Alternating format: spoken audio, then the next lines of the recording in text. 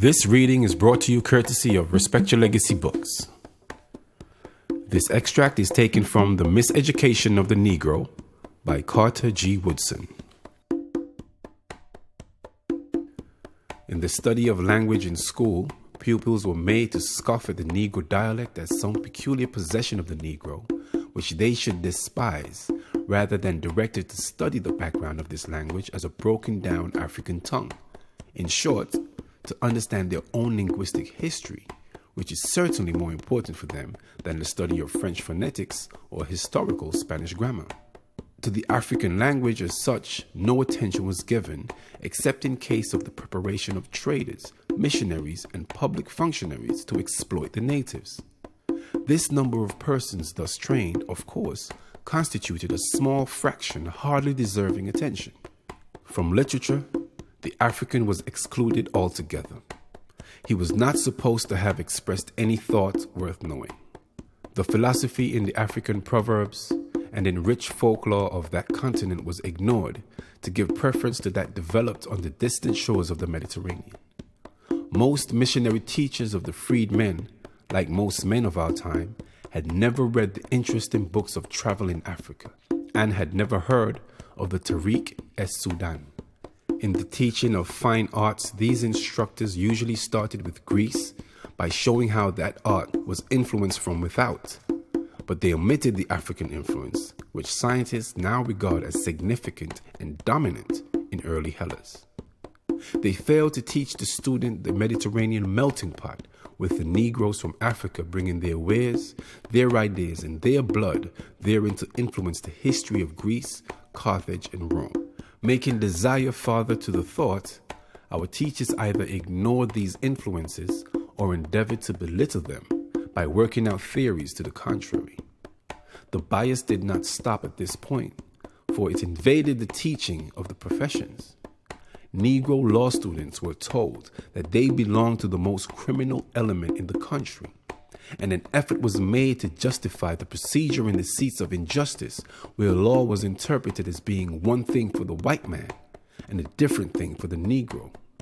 In constitutional law, the spinelessness of the United States Supreme Court in permitting the judicial nullification of the 14th and 15th Amendments was and still is boldly upheld in our few law schools.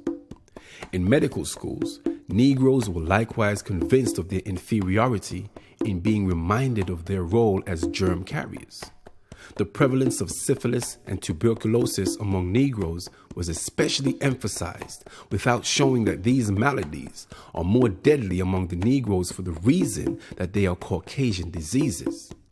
And since these plagues are new to Negroes, these sufferers have not yet had time to develop against the immunity which time has permitted in the Caucasian. Other diseases to which Negroes easily fall prey were mentioned to point out the race as an undesirable element when this condition was due to the Negroes' economic and social status. Little emphasis was placed upon the immunity of the Negro from diseases like yellow fever and influenza, which are so disastrous to whites. Yet, the whites were not considered inferior because of these differential resistance to these plagues. In history, of course, the Negro had no place in this curriculum. He was pictured as a human being of the lower order, unable to subject passion to reason, and therefore useful only when made the hewer of wood and the drawer of water for others. No thought was given to the history of Africa except so far as it had been a field of exploitation for the Caucasian.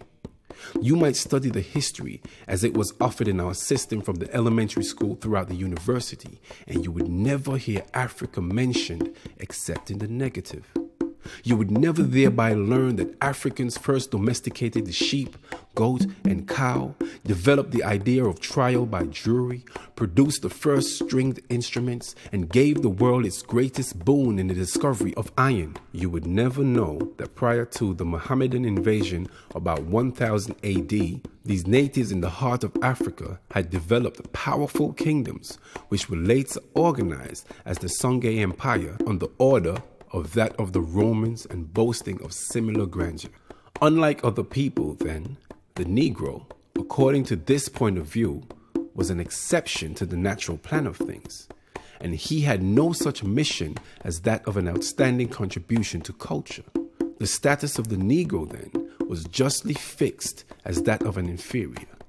Teachers of Negroes in their first schools after emancipation did not proclaim any such doctrine, but the content of their curricula justified these inferences. An observer from outside of the situation naturally inquires why the Negroes, many of whom serve their race as teachers, have not changed this program.